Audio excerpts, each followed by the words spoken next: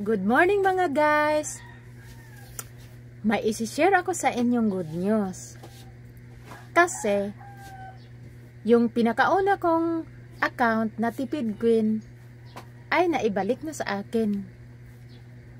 Mantakin mo, 2 years bago nabalik sa akin. Salamat nga pala sa nag-hack sa akin kung sino man yon at nabalik na sa akin. At mabuti naman, inalagaan nyo pa rin, hindi na demonetize. Ay nako guys, salamat talaga Lord na nabalik yung account ko na yon. At hindi nawala yung monetize niya. Yun yung pinakauna kong account guys na nahack, yung Tipid Queen. Sa mga nakapag-follow dyan ng Tipid Queen, ako yung original na may-ari sa account na yan. At eto, nagpapasalamat na nabalik yung account ko na yan na iniiyakan ko talaga yan dati nung nahack. Kaninang madaling araw lang guys, ewan ko anong pumasok sa isip ko at binuksan ko yung profile ko. Nakita ko yung Tipid Queen. Noong pinindot ko, nakita ko yung dashboard. Nagulat ako bakit nabuksan ko. Kaya alas 3 pa lang ginising ko kaagad yung anak ko para patingnan kasi mas magaling kasi sa akin magtingin-tingin yun eh. Kaya sabi ng anak ko binalik na daw.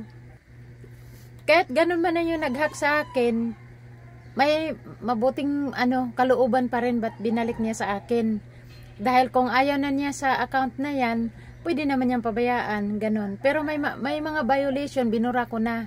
Yung mga video na, violation nga. Kasi, nag-upload daw sila ng unoriginal video, ganun.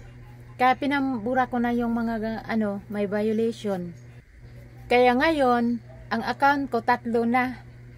Natawa tuloy ako grabing busy ko na, puro lang ako upload. Wala pang sahod. Nakatatlong monetize na, wala pa rin sahod. Na-monetize ako sa Tipid Queen na account 2023. After 2 weeks ba naman na kaya iniiyakan ko talaga yan. Grabing iyak ko talaga. Parang hindi ko lubos maisip paano ako makamove on. Kaya nga gumawa ako ng bagong account para lang makamove on ako eh.